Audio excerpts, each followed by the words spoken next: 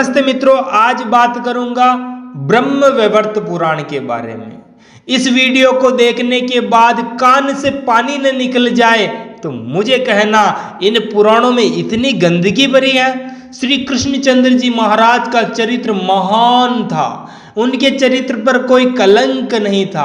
आप महाभारत उठा करके देख लीजिए, वो गृहस्थ होते हुए भी ब्रह्मचर्य का उन्होंने पालन किया और ऐसे ब्रह्मचारी पर लांछन लगाया इन पोपों ने। गजब गपोड़े मारे हैं इन पोपों ने। श्री कृष्णचंद्र जी महाराज की धज्जियां उड़ा दी इन पोपों ने। आज आपको ब्रह्म वैवर्त पुराण से दिखाऊंगा कितनी गंदगी भरी है। आप स्वयं ब्रह्म वैवर्त पुराण खरीद करके उसमें संस्कृत और हिंदी अर्थ वाला ढूंढिए, उसे कहिए कि हमें महाब्रह्म वैवर्त पुराण चाहिए।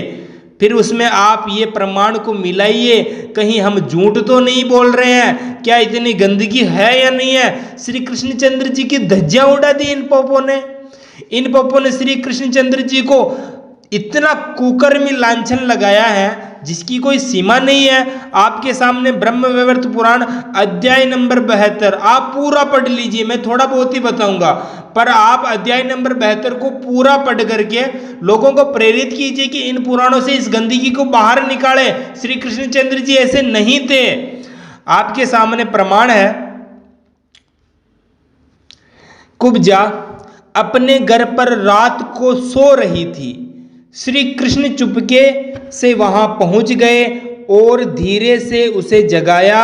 उन्होंने उसके पास सोती हुई दासी को नहीं जगाया।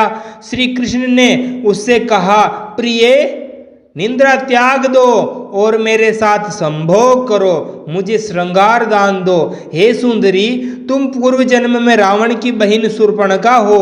हे प्रिय, तुमसे पूर्व जन्म में मेरे रामावतार के समय में मेरे लिए बड़ी तपस्या की थी। अब तुम मेरे साथ सुखपूर्वक संभोग करो और मेरे लोक को प्राप्त करो। यह कहकर कृष्ण ने उसे अपनी छाती से चिपटा लिया।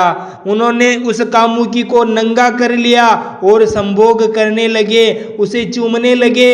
वह श्री कृष्ण के साथ नए विषय भोग से लज्जी हो गई। लक्ष्मी के समान वे उसे चूमने व संभोग करने लगे, क्योंकि दोनों ही विषय भोग की विद्या में पूर्ण चतुर थे। शायद ब्रह्म वैवर्त पुराण को बनाने वाला इस विद्या में बहुत बड़ा उस्ताद होगा, इसीलिए तो ऐसी कहानियां लिखी हैं। बाकी कृष्णचंद्र जी का चरित्र ऐसा थोड़े ही था, वो तो महात्मा थे, महापुरुष थे, पर पोप जी को तो खुद को मजे लेने हैं संभोग करने के लिए, तभी तो ऐसे ग्रंथ लिखे इन पोपों ने। अतः दोनों के विषय भोग का अंत ही न आता था। हे नारद, वहां नाना प्रकार से संभोग क्रिया की गई। कृष्ण ने उसके दोनों स्तनों को नोच नोच कर जख्मी कर दिया और उसके होठों को दांतों से चूसते चूसते काट खाया। रात्रि के अंत होने के समय श्री कृष्ण ने वीर्यधान कर दिया। वारे गपोड़ी लालो वाह, गजब गपोड़े मारे हैं पोपों ने भारत की माटी पर। श्री कृष्णचंद्र जी महाराज जैसे दिव्यात्मा की धज्जियां उड़ा दी पोपों ने और दिन रात रटते रहते हैं, राधे राधे राधे। वारे गपोड़ी लालो राधा उनकी गर्लफ्रेंड बना दी तुम लोगों ने। ब्रह्म वैवर्त पुराण पढ़ लो, तुम्हें उल्टी हो जाएगी। एडल्ट मूवी फेल है इन पुराणों के सामने। आगे आप देखिए, श्री कृष्ण ने दिन निकलने से पूर्व वीर्यधान कर दिया, यानी कि वीर्य स्खलित कर दिया। कहाँ पर किया? योनि में ही किया। ऐसी गंदगी लिखी है। कृष्ण के साथ संभोग के आनंद से वह स्त्री मूर्छित हो गई।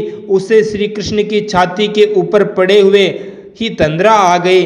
श्री कृष्ण जी क्षण भर वहां ठहर कर अपने घर चले गए, जहां नंद जी सानंद ठहरे हुए थे। वारे गपोड़ी लालो वाह, गजब गपोड़े मारे हैं आपने। इस विवरण से स्पष्ट है कि श्री कृष्ण जी कुब्जा से व्यभिचार करके रात को छिपकर उसके घर गए थे।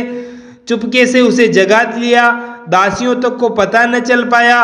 रात भर में घमासान विषय भोग किया। रात के बीतते समय वीर्यधान कर दिया और दिन निकलने से पहले चुपके से अपने घर जा पहुंचे। जिससे कोई जान ले कि जान ले कि पुराणकार ने तुक मिलाई कि पूर्व जन्म में श्री कृष्ण जी रामावतार थे और रामावतार में वो संभोग नहीं कर पाए लक्ष्मण की उपस्थिति के कारण, और काम वासना की तड़प रह गई थी, उस तड़प को मिटाने आए। कैसी गंदगी लिखी है। आप मेरे पे आक्षेप करने से पहले स्वयं मेरी बात का विश्वास मत कीजिए, ब्रह्म वैवर्त पुराण उठाइए, पढ़िए, पैसे खर्च कीजिए, और जहां पर भी आपको ब्रह्म वैवर्त पुराण संस्कृत और हिंदी श्लोकों की पूर्ण मिले वहां से ढूंढ के आप, ये आपके सामने अध्याय बताया हुआ, हमने प्रमाण दिया, हम हमारी मर्जी से थोड़ी कर रहे हैं। वारे कपोड़ी लालो वाह गजब कपोड़े मारे हैं बुद्धिमानों को, ऐसे प्रमाणों को देख करके वेदों की ओर लौटना चाहिए। वेद शास्त्र हमारे ऋषियों के ग्रंथ है, वेद परमात्मा का ज्ञान है, वेदों की ओर लौटो। वेदों में ईश्वर को निराकार चेतन सर्वव्यापक बताया है, वो सब जगह है, कहाँ पे आएगा कहाँ पे जाएगा, वो शरीर वाला है नहीं। धन्यवाद जी।